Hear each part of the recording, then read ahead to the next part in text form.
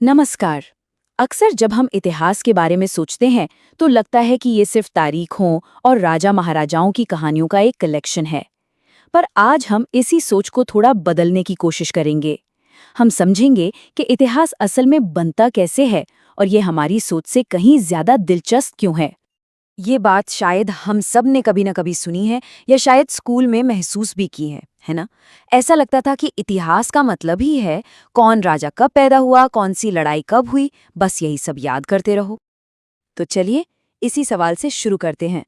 क्या वाकई इतिहास की पूरी कहानी बस कुछ तारीखों में सिमट जाती है या फिर कहानी कुछ और ही है? ठीक है, तो सबसे पहले इसी गुत्थी को सुलझाते हैं कि इतिहास में इन तारीखों का असली रोल क्या है। क्या ये वाकई इतनी जरूरी हैं या फिर उबाऊ?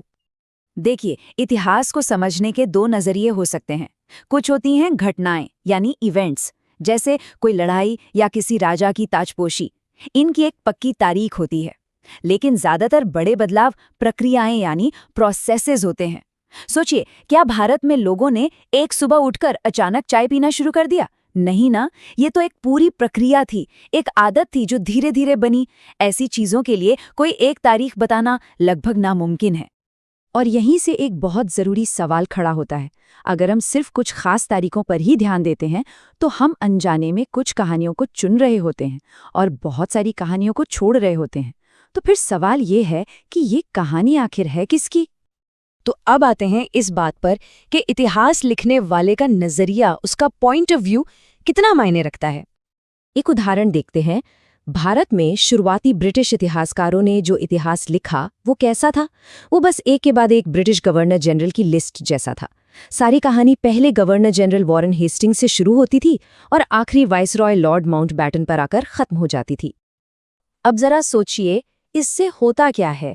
अगर पूरा का पूरा इतिहास सिर्फ इन मुट्ठी भर शासकों के आसपास ही घूमेगा तो फिर बाकी लोगों का क्या? और यही होता है। उस दौर में जी रहे करोड़ों आम हिंदुस्तानियों की जिंदगी, उनके संघर्ष, उनका कल्चर, सब गायब। ऐसा लगता है जैसे इन गवर्नर जनरल्स की दुनिया के बाहर देश में कुछ हो ही नहीं रहा था, कुछ भी जरूरी नहीं था। चलिए अब एक और दिलचस्प चीज देखते हैं। इतिहास को अलग अलग हिस्सों में यानी पीरियड्स में क्यों बांटा जाता है? और क्या इस बंटवारे के पीछे भी कोई एजेंडा हो सकता है? साल 1817 में एक स्कॉटिश फिलोसोफर थे, जेम्स मिल। उन्होंने भारतीय इतिहास को 3 हिस्सों में बांटा, हिंदू, मुस्लिम और ब्रिटिश। उनका लॉजिक बड़ा सीधा था।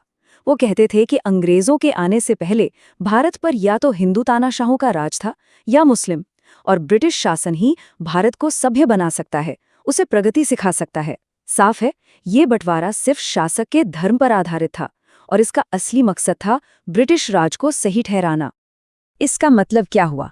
मतलब ये कि मिल के हिसाब से अंग्रेजों के आने से पहले भारत एक अंधकार के युग में था, एक एज ऑफ डार्कनेस में जी रहा था। और ये सोच अपने आप में कितनी समस्याग्रस्त है ना? इसी वजह से आज के ज्यादातर इतिहासकार ब्रिटिश दौर को ब्रिटिश पीरियड न कहकर औपनिवेशिक युग या कॉलोनियल पीरियड कहना पसंद करते हैं, क्योंकि औपनिवेशीकरण सिर्फ राजनीतिक कब्जा नहीं होता। ये एक ऐसी प्रक्रिया है जिसमें एक देश दूसरे देश को हर स्तर पर बदल देता है। राजनीति, अर्थव्यवस्था, समाज, संस्कृति, सब कुछ। तो फिर सवाल ये है कि अगर हमें एक संतुलित इतिहास लिखना है तो सुराग यानी क्लूज कहाँ से मिलेंगे? चलिए शुरुआत करते हैं सरकारी रिकॉर्ड से। अंग्रेजों को ना हर चीज लिखने की आदत थी। उन्हें लगता था कि शासन चलाने के लिए हर चीज का लिखित रिकॉर्ड होना बहुत जरूरी है। इसलिए हर निर्देश, हर योजना, हर जांच, सब कुछ लिखा जाता था। और ये सारे रिकॉर्ड्स आज भी आर्काइव्स में मौजूद हैं। इतिहासकारों के लिए तो ये एक सोने की खान की तरह है। इन सरकारी दस्तावेजों से हमें ये पता चलता है कि उस वक्त के अफसर क्या सोचते थे, उनके लिए क्या जरूरी था और वो किन चीजों को आने वाली पीढ़ियों के लिए बचा कर रखना चाहते थे।